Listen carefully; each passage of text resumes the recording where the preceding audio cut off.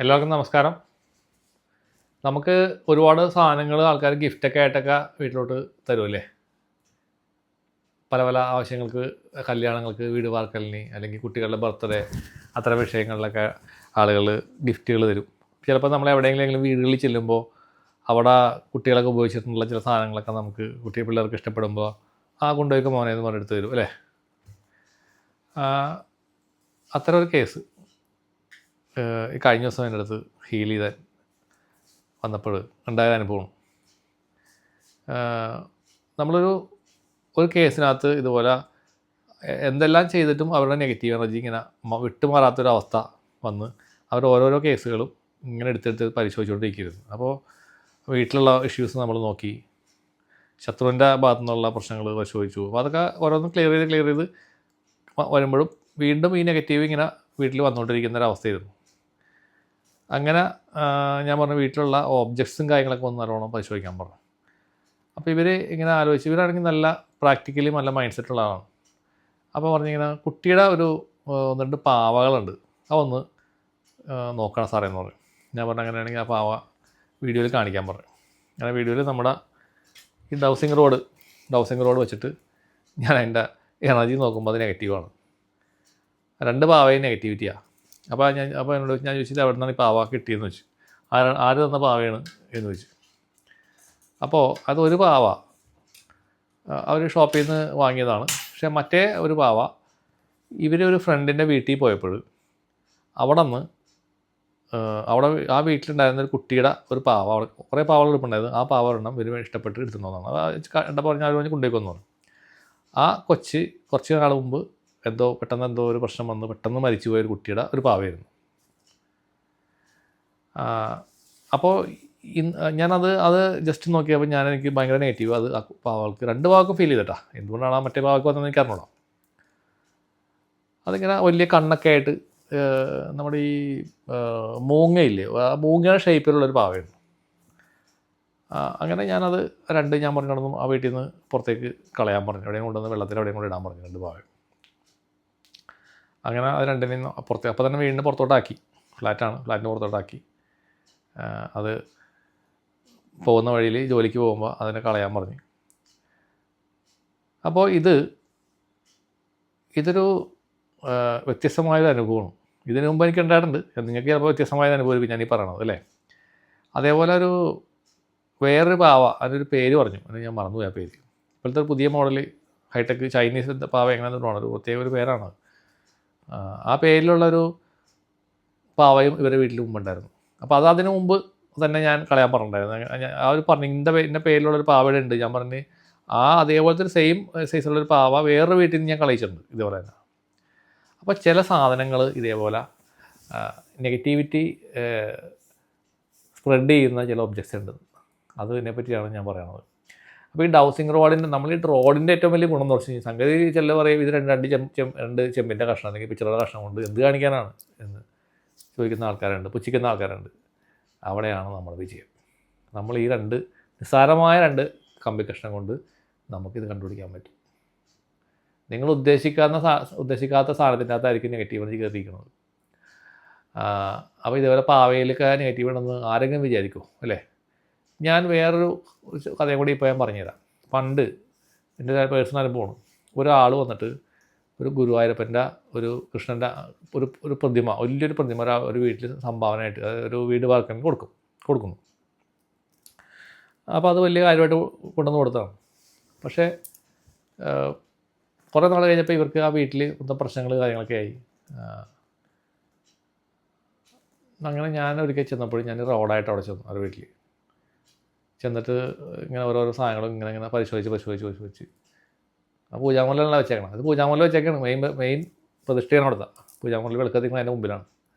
അപ്പോൾ ഞാൻ അവിടെ ചെന്നപ്പോൾ എനിക്ക് തോന്നി അവിടെ എന്തോ ഒരു നെഗറ്റീവ് ഉള്ളവരെ എനിക്കിങ്ങനെ ഒരു ഇൻഡ്യൂഷൻ വരെയാണ്. സാധാരണ പൂജാമുറിലൊന്നും ആരും നോക്കില്ല. പൂജാമുറിൽ പോസിറ്റീവല്ലേ ഉണ്ടാവുള്ളൂ നമ്മൾ വിചാരിക്കും അല്ലേ? ഞാനങ്ങനെ ഈ റോഡ് വെച്ചിട്ട് കൃഷ്ണൻ്റെ പ്രതിമ നോക്കിയപ്പോൾ കൃഷ്ണൻ്റെ പ്രതിമ നെഗറ്റീവ്. ഒന്നും ആലോചിച്ചില്ല. അപ്പോൾ തന്നെ പ്രതിമ പറഞ്ഞാൽ പുറത്തേക്ക് എടുക്കാൻ പറഞ്ഞു.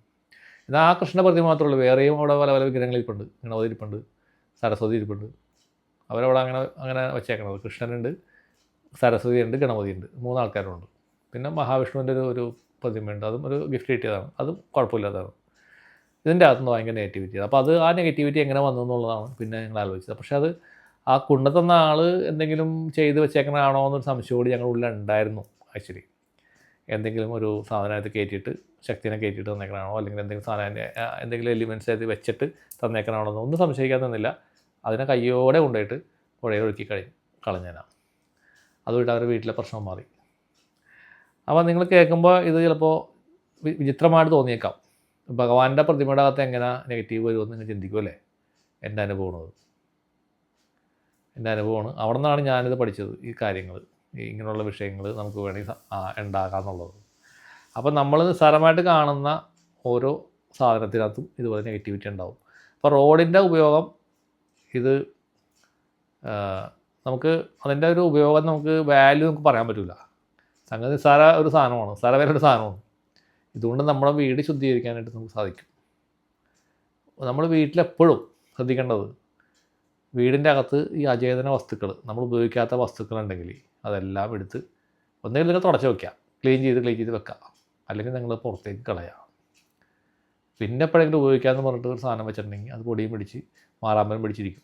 അത് നെഗറ്റീവ് എനർജിയായിട്ട് മാറും. അത് ബാധകം ഇതൊന്നുമില്ല, അത് നിങ്ങളുടെ ആ ശ്രദ്ധ കൊണ്ട് വരുന്ന നെഗറ്റീവ് എനർജിയാണ്.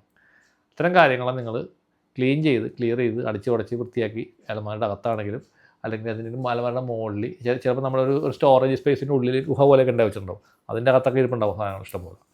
അതിനകത്തൊക്കെ ഇതുപോലെ നെഗറ്റീവ് എനർജി വന്നിരിക്കാനുള്ള സാധ്യതയുണ്ട്. അതുകൊണ്ട് അതെല്ലാം ശുദ്ധമാക്കി ക്ലീൻ ചെയ്ത് വെച്ച് കഴിഞ്ഞാൽ നിങ്ങളുടെ വീട്ടിൽ പോസിറ്റീവ് എനർജി ഉണ്ടാവും. എല്ലാം നമ്മൾ ശത്രുബാധയായിട്ട് കാണരുത്, അല്ലെങ്കിൽ എല്ലാത്തിനും നമ്മൾ പ്രേതത്തിൻ്റെ ശല്യമൊന്നും നമ്മൾ കാണരുത്. നിങ്ങൾ തന്നെ ഉണ്ടാക്കുന്നതായ കുറേ നെഗറ്റീവ് എനർജീസ് വീട്ടിലുണ്ട്. അതേപറ്റിയാണ് ഞാനീ പറയുന്നത്. അപ്പോൾ അതിന് നിങ്ങൾക്ക് റോഡ് വെച്ച് നോക്കാം.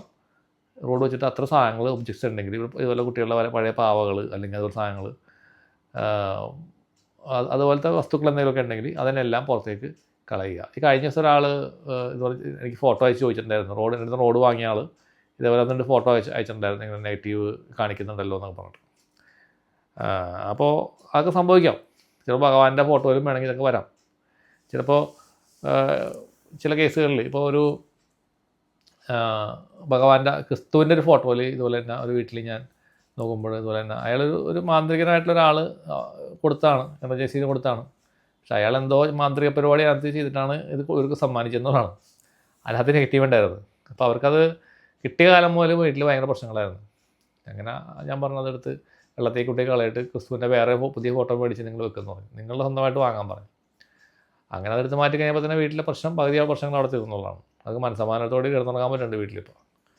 അതുകൊണ്ട് ഇതൊക്കെ ശ്രദ്ധിക്കുക. ഇത്തരം കാര്യങ്ങൾ, പടങ്ങൾ, ചില നമ്മുടെ വാളിൽ ഹാങ് ചെയ്തിട്ടുള്ള ചില സാധനങ്ങൾ, ഇങ്ങനെ ഒരുപാട് ഐറ്റംസ് ഉണ്ട്.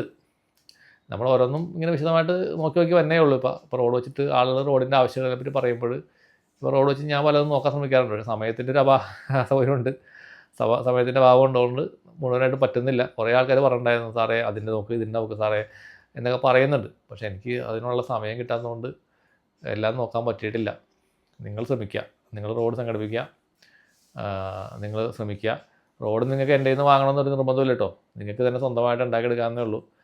2 ചെമ്പിൻ്റെ കഷ്ണമോ അല്ലെങ്കിൽ പിച്ചറയുടെ 2 കമ്പി കഷ്ണം ഉണ്ടെങ്കിൽ നിങ്ങൾക്ക് വളച്ചെടുത്ത് ഇതുപോലെ റോഡാക്കി ഉണ്ടാക്കിയെടുക്കാനായിട്ട് സാധിക്കും.